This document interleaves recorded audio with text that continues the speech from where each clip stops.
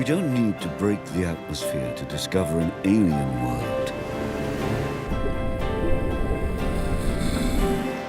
Just the surface of the ocean.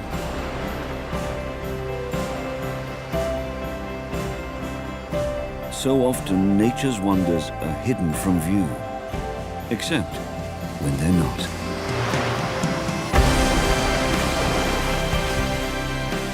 Cetacean scientist and conservationist Nan Hauser has been studying whales for 28 years. Her decades of hard science further the conservation of the ocean environment, and her unquestioning commitment has led to wondrous close encounters. In a life spent in awe of the whale.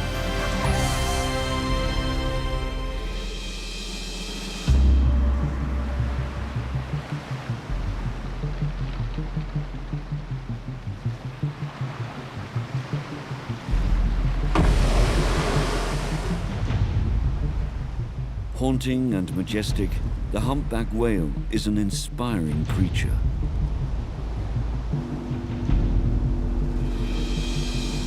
Whales, they've always meant something to me since I was a small child. I think you're sort of born with this inner animal, almost like a totem, and mine was whale.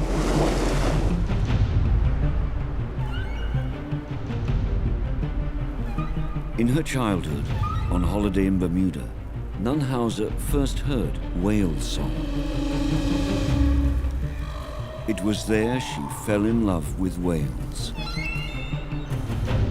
I had this concept of studying whales and protecting them.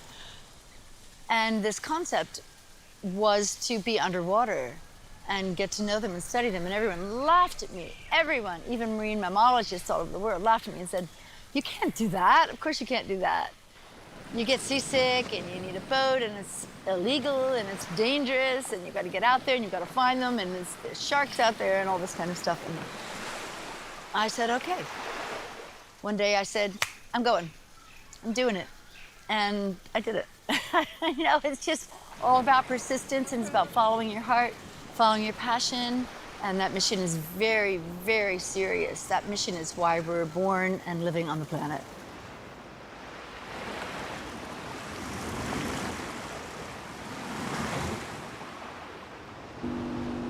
Planet Earth. Named by someone who couldn't see the bigger picture. We live on planet Ocean, and Nan Hauser is one of its most passionate explorers. On Rarotonga, one of the Cook Islands in the South Pacific, she makes her home. Rarotonga. Who would have ever thought that I would live in a place called Rarotonga? And it is my home now of 20 years. It is paradise. There's a price to paradise, but it is paradise. It is a rock in the middle of nowhere. A rock with 1.2 million square kilometers of ocean and 15 tiny little islands that are so far away from each other, they're really hard to get to. It's amazing that it's a volcano that just came up out of nowhere, and here we are on this rock. We're spoiled because the reef is a fringing reef that's a stone's throw from the land. So our best whale watching is standing on land.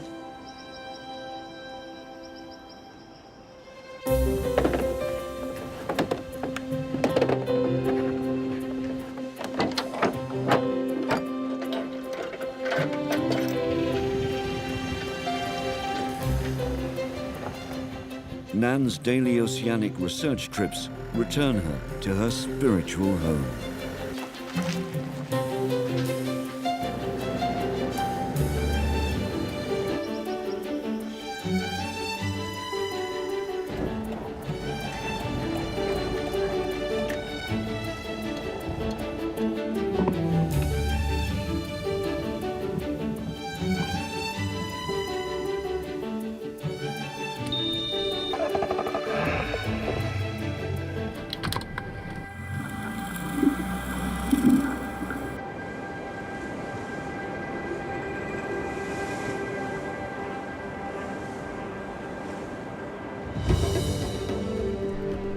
The big blue is where I go.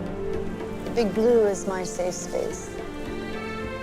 The big blue is where it's calm and beautiful, and you see the sunlight rays coming through, which we call the eye of God.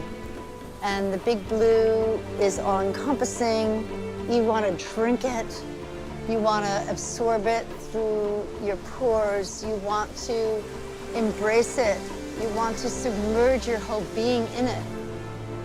And I do. And it takes me away from anything or any place or anyone. I'm just there in the big blue. And it's a blue that you never forget. Just as unforgettable are the humpback whales. Those that spend time in Rarotonga are the world's last critically endangered migratory population all the way from Antarctica. They're the most incredible acrobats of the ocean. They blow your mind. They scare you. They make you feel safe. They make you go through every emotion that you have. And the love is so deep. It's like loving a child. These well-loved creatures are true mammals like us, whose newborns suckle on milk, but underwater. Their name derives from their method of diving. As they raise and lower their back, their own hump, in front of the dorsal fin, is accentuated.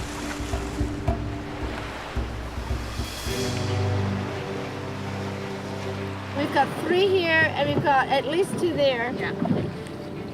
Okay, we've got the 3 off tail. Oh! Okay, let's keep moving. Maybe that's some other calf and escort.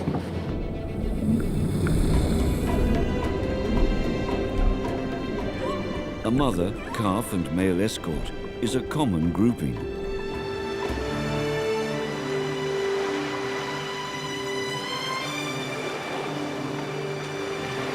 They're just like angels flying around, upside down and around. And it's like a dance. It's like a ballet.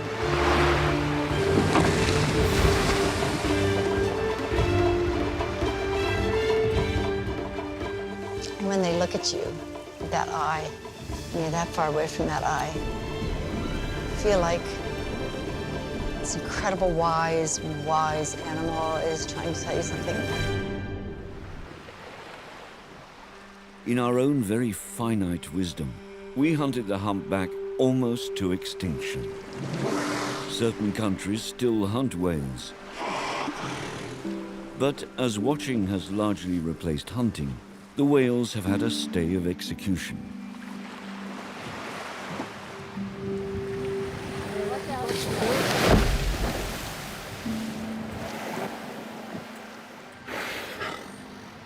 In some crucial respects, allowing whale populations to slowly rise may be the key to our continued survival. Global warming is a serious problem caused by the exponential growth of human industry. An increase in carbon dioxide in the atmosphere, one of the greenhouse gases, is a major part of the problem. Ironically, the whale may be the key to saving us. The more whales, the more whale feces. Useless to the whales, their feces are absolutely vital to the ocean and to us. The waste matter feeds phytoplankton, microscopic organisms that absorb sunlight in the upper layer of the surface of the water. They are the main food source that supports all marine life. And they also remove carbon dioxide from the atmosphere through photosynthesis. As humans mass slaughtered whales for centuries, we had no idea that we were adding to our own serious global problem. But on their migratory journey, the whales still have problems of their own. They can get caught in fishing nets, rammed by larger vessels, and suffer noise pollution. But Rarotonga serves as a safe haven. think Rarotonga is the place to study humpbacks. It's all still such a mystery about why we only have a couple whales that have returned in 20 years, and there are new whales every year, and it's a corridor. We have more than one song. We have sometimes 3 songs, sometimes 5 songs. I find it a fascinating place that is so different than other islands. And that's why I'm still there after 20 years. Nan's full life was almost cut short at a very early age. She still suffers from the aftermath of an horrific accident. I don't consider myself ill or sick or a victim or anything like that, but I do take my meds 4 times a day, and if I don't, I suffer severely, and so do the people around me, because they have to deal with seizures, and I mean, it's not a pretty disease to have epilepsy. I consider myself lucky that I survived a very severe accident. I fell off a back porch when I was 18 months old. It was about 18 to 20 feet down, head first onto pavement. I broke the first 7 vertebrae and fractured my skull, and I was unconscious for a while, and I don't know why I came back, but I did. I was knocked out, and the doctor said to my mom, "Somebody up there must really like you." And I guess that's true. Somebody was watching over me, something, some greater power, some spirit was watching over me. So I'm here, and I've been here for a while, and I appreciate and respect every day, and I'm very grateful. I am not gonna change my life because of this illness. It's an ugly, nasty disease. I have respect for it enough to take my meds and not be around flashing lights and not get dehydrated and not let my blood sugar level get too low and not get too stressed out. It's the aneurysm that's kept Nan out of the water following the doctor's advice. But her research does not stop.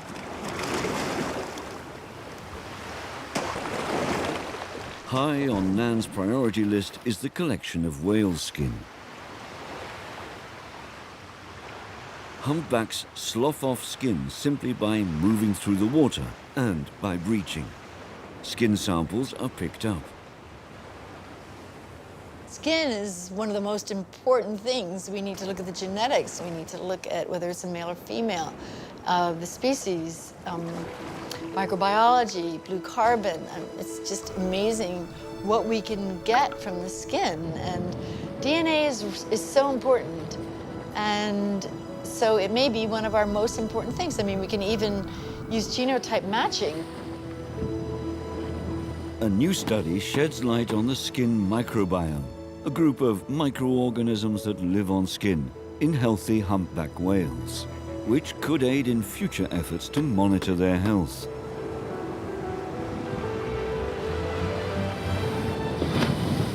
Monitoring whale skin microbes could offer a way to assess their health and nutrition over different seasons and environmental circumstances, and also to detect how they are affected by climate change and human-caused impacts on ocean ecosystems. Oh, it's a big piece! 2111.799 west 159.45.402. Whale movements are intricately catalogued via voice recordings and later transcribed.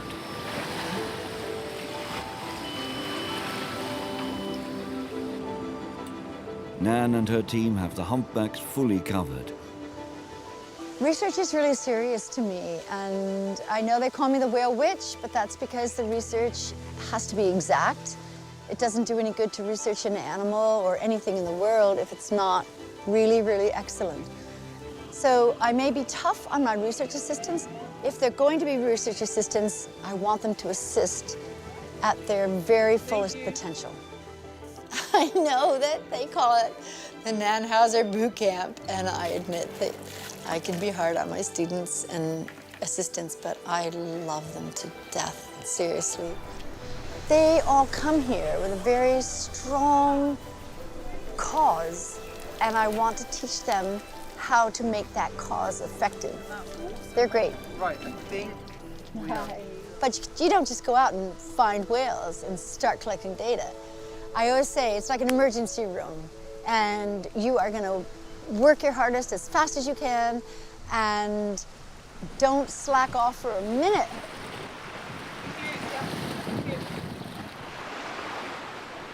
Each animal has an individual tail fluke.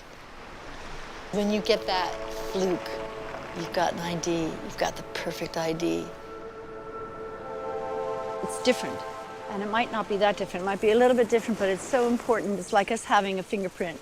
Each has its own identification once it becomes an adult, and it has that fluke, that pattern for the rest of its life. So that's how we can differentiate one whale from the next.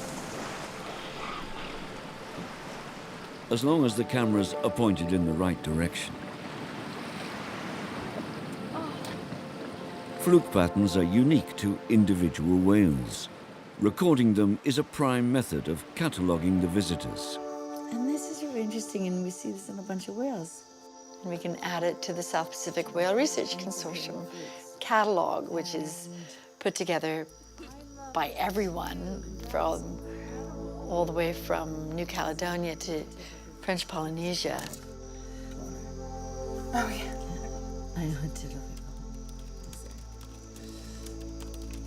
Every scrap of information adds to the Cook Island database, a decades-long project that can only increase our knowledge and preservation of these magnificent creatures. Hey, Scott. Hey, Scott. Nan makes it her business to stay in touch with those doing similar research around the globe. About a week and a half now. Started the Tongan Fluke Collective about 3 years ago, and then just leave it available for anyone that wants to use the raw data. There is little reason not to be well connected these days. It's well known that cooperation pushes conservation goals forward much more effectively than isolated individual work. Thank you. I know what, you guys all came here and you went, oh, they all look like sheep. I can't tell the difference. And then now you can. Remember? That's why I'm always young. You guys. All this data collection, flukes, behavioral records, and skin sample preservation is in service to the proactive act of conservation. Perfect. The word conservation has always meant so much to me since I was a little child. So I learned to conserve things at a very young age, and we built a nature center. The Whale and Education Center was built by 5 generations of women in my family that were all alive at the same time. My grandmother was 101, and my mom, and myself, and my daughter, and my granddaughter. There are people who come through there that had no idea, even locals, that certain things existed here. And so it's good. There was nothing like it before. Even the locals come, the tourists come, the children come, and they see all this, and they're fascinated by it. And it's so necessary, because if we don't work together, nothing's going to be done. But here, they understand, they grasp the concept that we all have to join forces to make a difference and have positive results.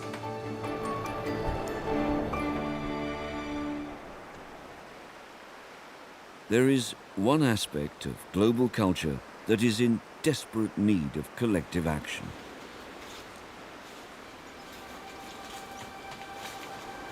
Alexander Parkes invented plastic in the late 1800s.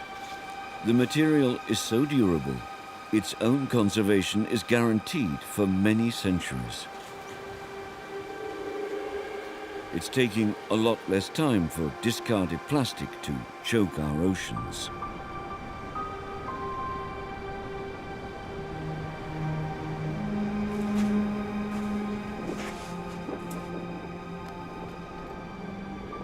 We need to stop this plastic stuff.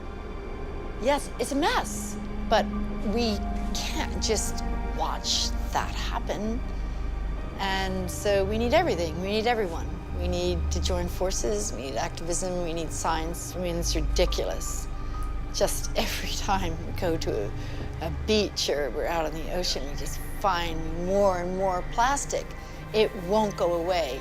I think it's a really big issue right now, though, and I think enough people are realizing that we better do something quickly about the plastic situation.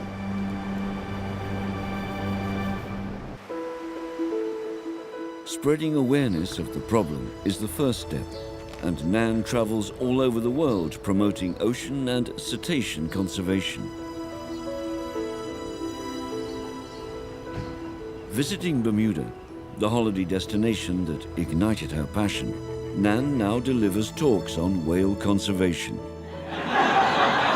Like that whale. You don't want that to happen all the time, right? But we let the whales come to us, and they really do. They really do come to us. And they know my boat, and I don't know why they're so friendly to us, but they are. And this is a true atoll right here. And you know, it's really amazing. It makes your hands really soft. With such an attractive subject, and with plenty of audiovisual material, the audiences are appreciative. Thank you so much.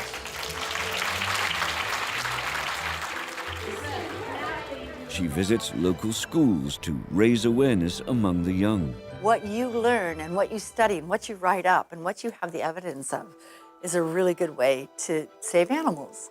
Research is awesome. I love science. I can thank my grandmother and my mother for this, the curiosity gene. Over 1.2 million. I'm very strict about my research. It has to be excellent, it has to be right on the edge of perfect.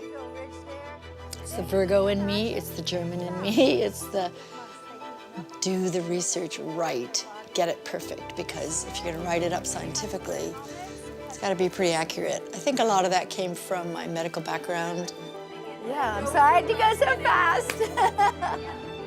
I'm very serious about my research. I like to use it politically to fight causes. And I feel good inside when my research is clean and we can use it to answer questions and fight certain politics. In this era of fake news, the need for good science is even more important.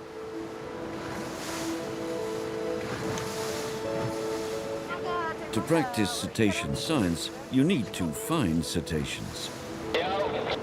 Tune in to Fisherman's Radio, Channel 14. I heard you, Tom. Channel 14, Fisherman's Channel, nice enough to share it with us.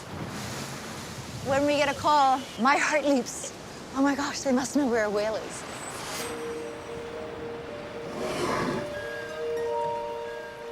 I couldn't do it without them. And so they're very much a part of the project and very much on my team. The fishermen are also important sources of pertinent information. They've noticed a large tiger shark in the area, a predator it's wise to avoid. So studying whales is the key to, I think, what will probably happen to us humans. Come on, baby. He's up to something. There he is. Oh, here he is, right here. It's a species that we can use as an indicator for climate change, but also what happens to them ultimately happens to us. And I think that's important.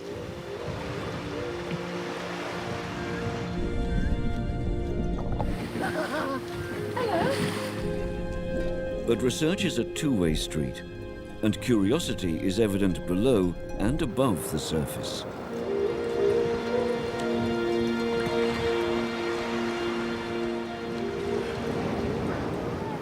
Humpback whales gently propel themselves upwards, like a submarine's periscope, for much the same reason. Slow down, slow down, slow down. These spy hops are believed to be the whale's method of reorienting themselves in unfamiliar waters. Some days, you just do it next to your boat. and you know they're doing it for you.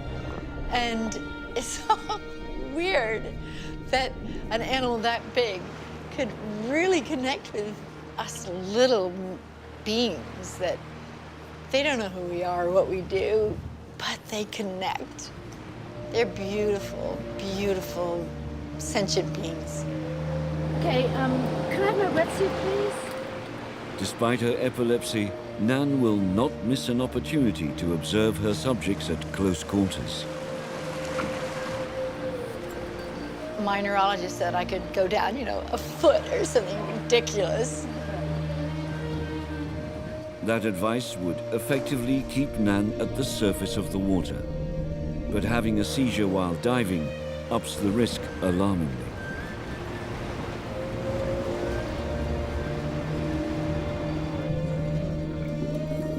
It seems like it doesn't really make a huge difference because so many times the animals look at me and they come right up to me, and I don't know why that happens.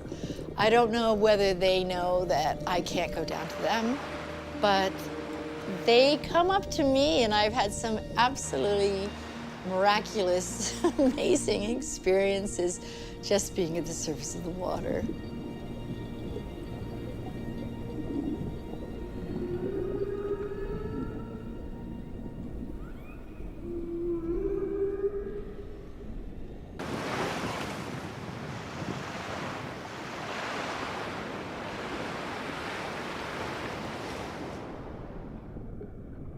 To be this close to a wild animal in its own element leads Nan to believe in a spiritual connection.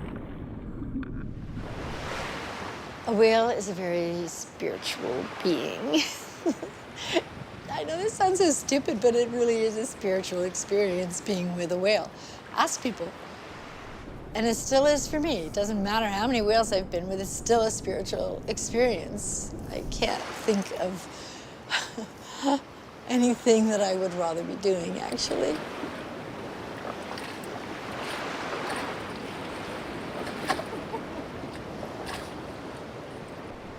What these experiences mean to the whale is beyond the purview of science.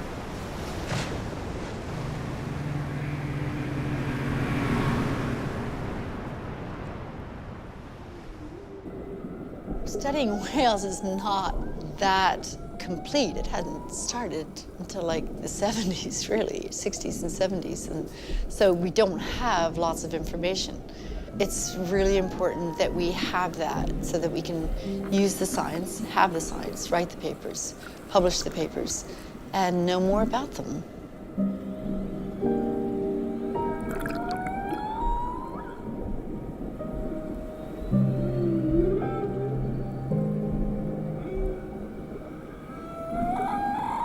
Principal reasons for going out on the water with the whales is to collect data, and that involves population abundance, species ID, genetics, acoustics, behavior, navigation and migration.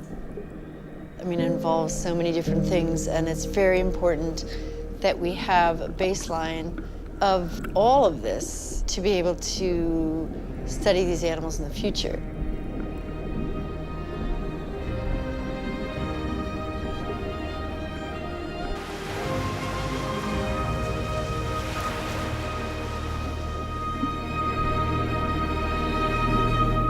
The languid underwater performance of a youngster with its mother, accompanied by her escort's vocal stylings, belies what feats of physical wonder these animals are capable of. Humpback whales, according to all the research, don't fly. But that doesn't stop them from trying.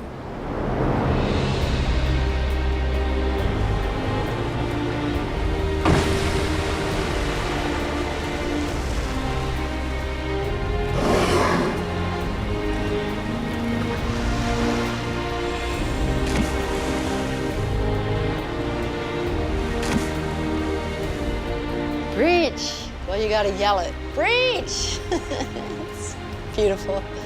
It's like an angel coming out of the water for a moment and splashing back down.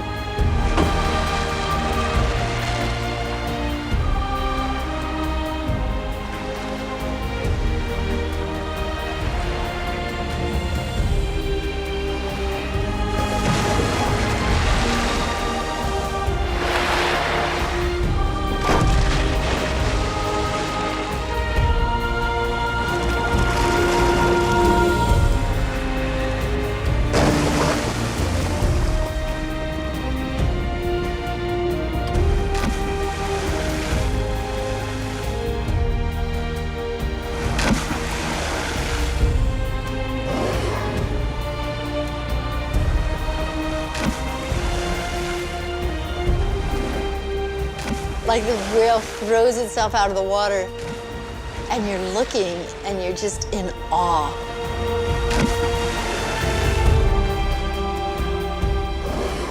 Water can be perfectly flat, you're not expecting anything, and then, I mean, your heart leaps, your adrenaline flows, and it's all in slow motion, it's timeless, and then it just slides back into the water.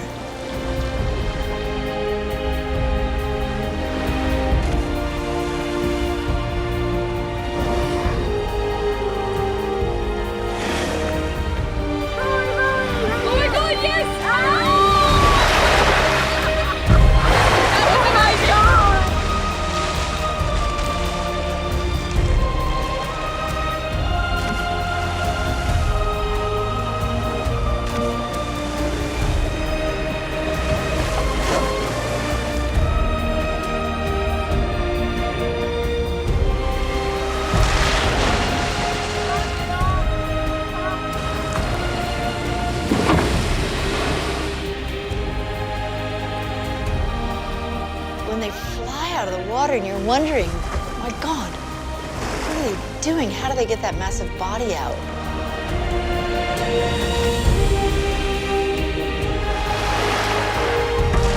I can honestly say, I mean, I never get tired of a breach. I've got 28 years of breaches, and each breach is as good as the next.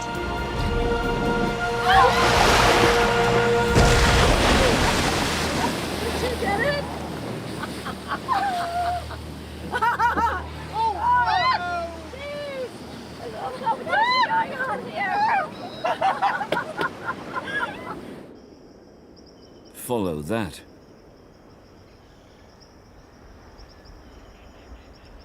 Back on the island is the relative calm of simple domesticity and a dearth of 60,000-pound mammals taking to the skies.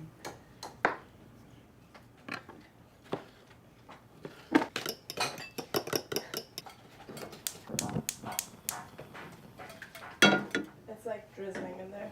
So, Nan and her team assess the footage and the reasons why these animals breach. up right there. Breathe. Man, oh man. But you never know where they're gonna come up. But we had some help on this one. And we had the perfect person on the boat yelling, coming up at 2 o'clock, coming up at 3 o'clock. Sometimes I wasn't quite there in time. They were definitely interacting with us. It was as if they were showing off and having a good time because they took us into their pod. Yeah. And they wanted us right in the middle. And did you notice? As soon as we went off, oh, wow! That might be the one. But as soon as we go off, stop, they would just like do nothing. So they can breach for many, many reasons. This was just breaching for fun. This was breaching because they like us, I think. They were just right next to the boat. And notice how when we stopped, they just kind of stopped. The humpbacks also have another talent at their disposal, but this one is limited to the male of the species.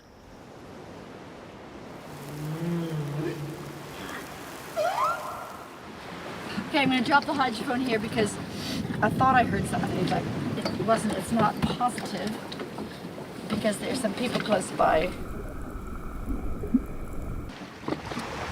Humpback whales sing. The males are the ones that sing the songs. We are so lucky here because we don't get just one song for the season. We have 5 different songs this year. In fact, I bet after we analyze them, we probably have 6 different songs for this year.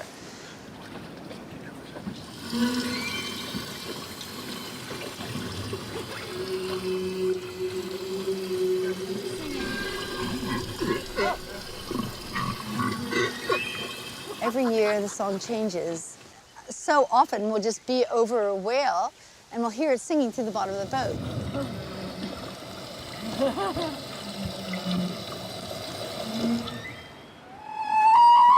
do I send this?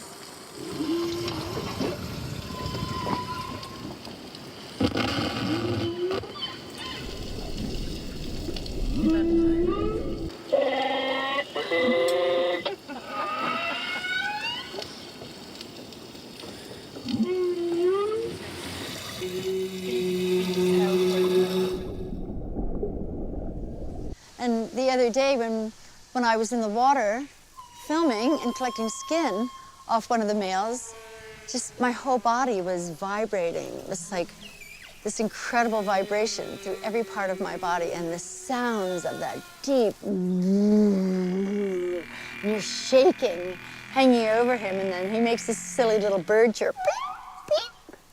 And then he goes into a cow, and then he goes into a squealing dog, and he goes into every possible animal sound there is on the planet. It's really fun.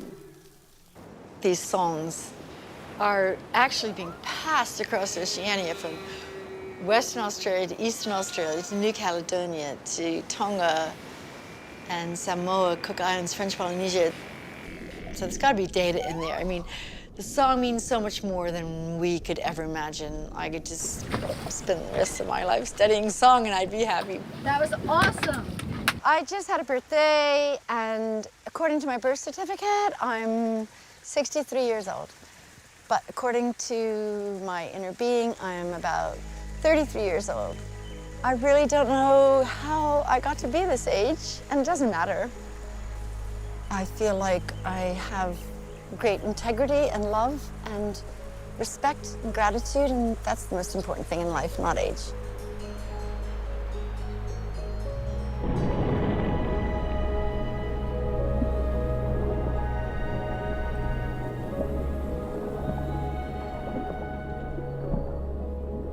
A life underwater can yield both rewards and personal risks. But Nan cannot pass up the opportunity of eye-to-eye research with the humpbacks. And not for the first time in Nan's career, it's the whale that approaches her.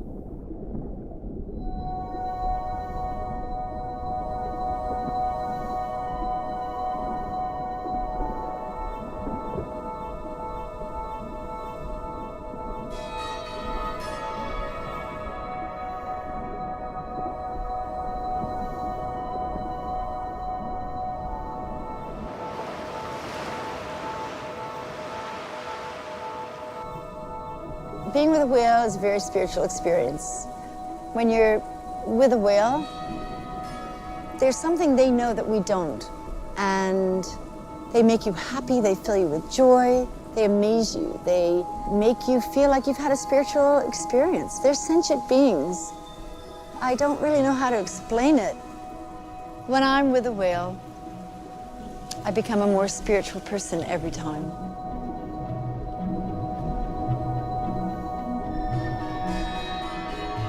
Spiritual or not, you feel it if this animal makes contact. Those pectoral fins can break bones.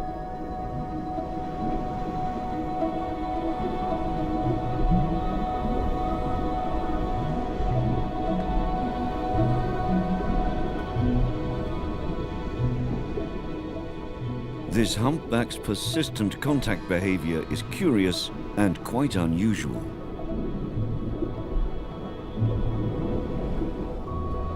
Marine ecologist Robert Pittman documented a humpback whale rescuing a seal from an orca attack. There have been over 100 documented reports of similar events, where humpbacks have defended smaller animals from larger predators.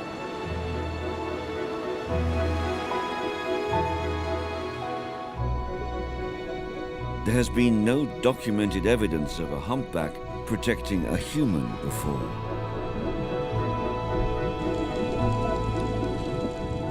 Hoisted out of the water on the whale's pectoral fin, Nan is convinced there is a reason for this unique contact.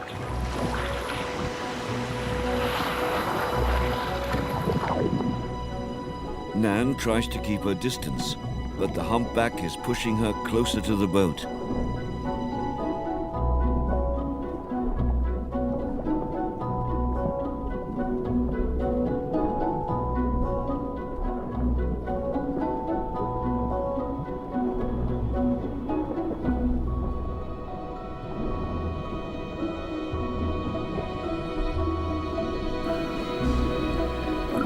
Even as Nan moves away, the humpback stays with her.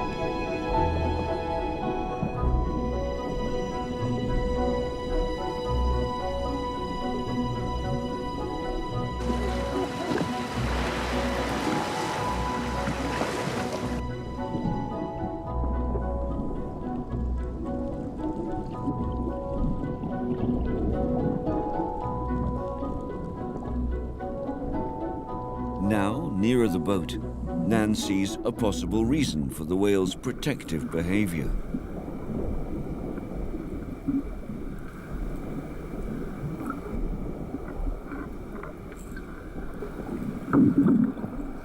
There's a great big tiger shark up there.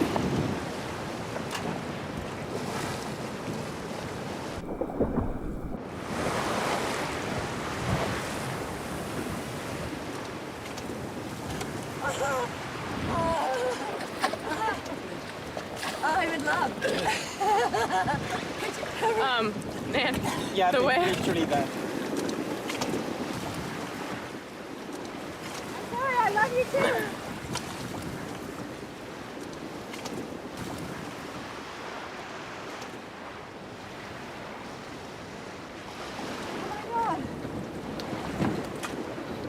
Oh my God. Did a humpback whale just display altruism towards a human being? Nan is convinced that the whale's highly unusual behavior now makes perfect sense. Another extraordinary encounter underwater. Well, my life underwater has been the best thing ever. I guess I spent 5 or 6 decades underwater. And then I'm not allowed to go underwater right now because of the aneurysm that I had right here. And it really killed me when I found out that I couldn't go underwater anymore. Yet I've had amazing encounters with animals at the surface. Amazing. Here, the way to tell your life stories is by the art of the tattoo. Historically, in Polynesia, there was no written word, and so tattoos expressed your identity and experience.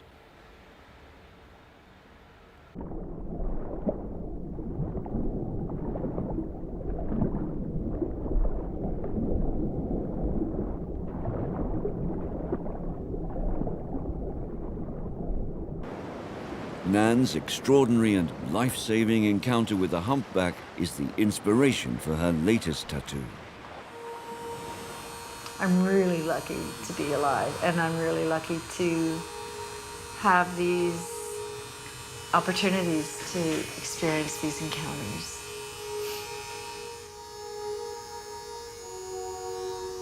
With the past inked on her shoulders, together with the future fate of the Cook Island whales, Nan cannot help but bear that responsibility with uncertainty. I don't know what my future is. I don't know what the future of the whales are. I don't know what the future of the planet is. I don't know what the future of the ocean is. How can any of us? Can only be hopeful and can only try our hardest, and we're in a bad place right now. So I don't know what the future brings, and yet I'm not gonna let it bring me down, because that doesn't do any good. All I can do is my best to make the future better for everyone and everything.